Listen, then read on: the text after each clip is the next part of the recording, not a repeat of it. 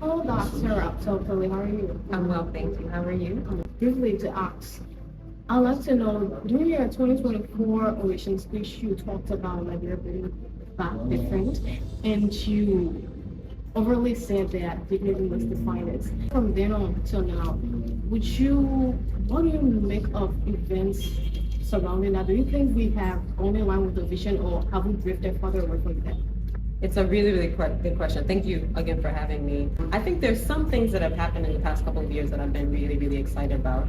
When I talked about this idea of building back differently, I was really speaking about our whole development process, right? When you think about rebuilding, it's about rebuilding the political, economic, social structures of a particular nation.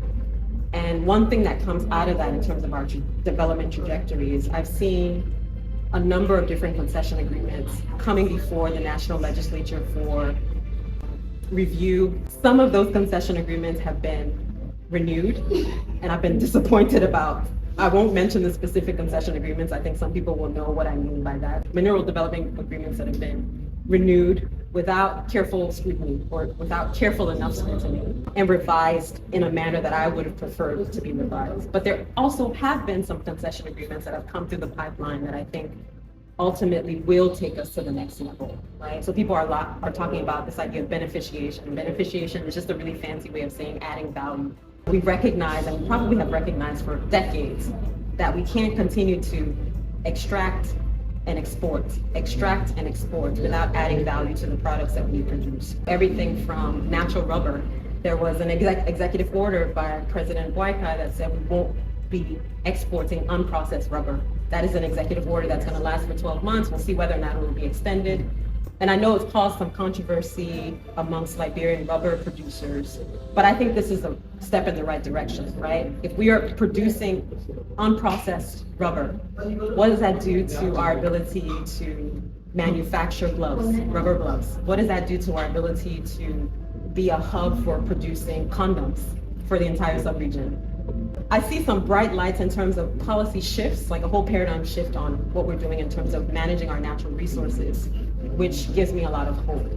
Another thing that's come up in terms of building back better, building back differently, is if people have read, it's a very robust document, but if people have read the REST agenda for inclusive development, they'll see that there's actually a section on creative industries. And I emphasize that not extensively, but it was something that I wanted to mention during the speech because I said quite often we focus too much on the extractive industries, right? The extractive industry is really just taking the natural resources that we have and then extracting them from the ground or extracting them from where the source is and exporting it out. And we can't rely on that kind of concessions model in order to build and transform and build back differently, build back better.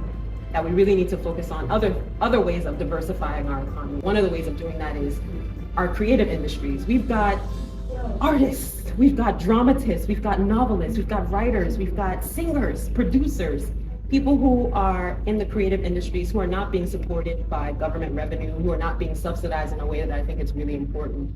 How do we invest in our creative industry so that it can be a multi-billion-dollar kind of sector, right?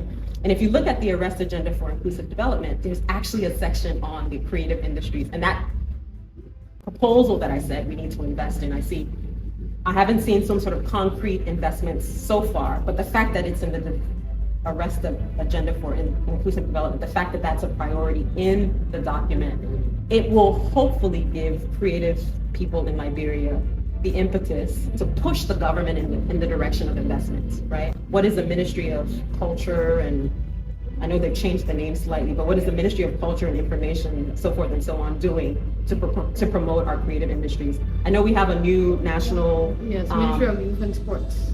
Ministry of Youth and Sports. I know they have this the Tourism Authority, that's the one I was thinking about, the National Tourism Authority. How are we working with Liberian artisans, people who make things with their hands? The fact that we produce timber, but what about furniture makers? It gives me a lot of hope that that is inserted in the document because it is something that I mentioned during the speech. So those are just a few nuggets that I've been able to pick up on in terms of things that excite me, things that make me filled with hope. Thank you, Dr. Robtel. And the speech in itself was very intriguing. I know it was provocative to a lot of people, but I would just like to ask again, if you were to, or given the opportunity to give the oration for this year's independence, what would be a central message? That is so interesting that you asked that. I've been here, July is a month that I typically come to Liberia because I teach a course every July. And last July, 2025, people kept asking me if I'd come back to give another speech. This July, I've been asked the same question, and I said, oh, but these people don't know that writing oration is difficult. It's impossible to do it every year. But what's interesting for me is I would deliver the same speech. Because as far as I'm concerned, the core message, dignity must define us, isn't something that's come to fruition for me. I still see a lot of indignity in Liberia. I see a lot of underdevelopment in Liberia. I see a lot of structural violence in Liberia. Those are the things that I talked about in the speech. And until those things are addressed, until those things are minimized to the point where dignity defines us, that message is something that, as far as I'm concerned, is still relevant. And it's a message that I hope Liberians will take very, very seriously, that at the end of the day, is dignity defining Liberians? Is dignity defining Liberia?